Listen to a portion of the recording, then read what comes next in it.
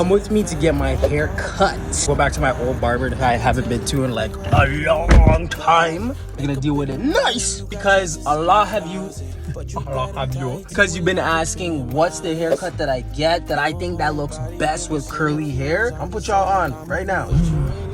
Every time I pull up. Let's go see my guy. Flacco, you good? It's great, I guess. I got you.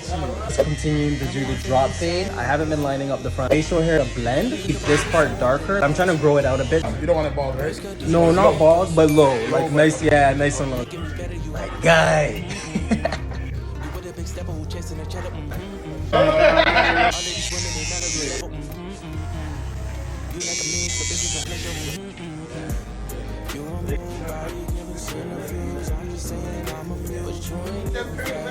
He's like 7 foot. Every time he goes in the lane, I'm like, yo, bro, we ain't the same size.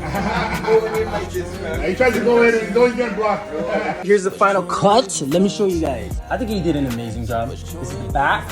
See the back of the neck looking like a long neck dinosaur. Yeah. Comment how you think he did. Is it a 10 out of 10? I'm gonna link my barber. If you need a cut, hit him up. Got you.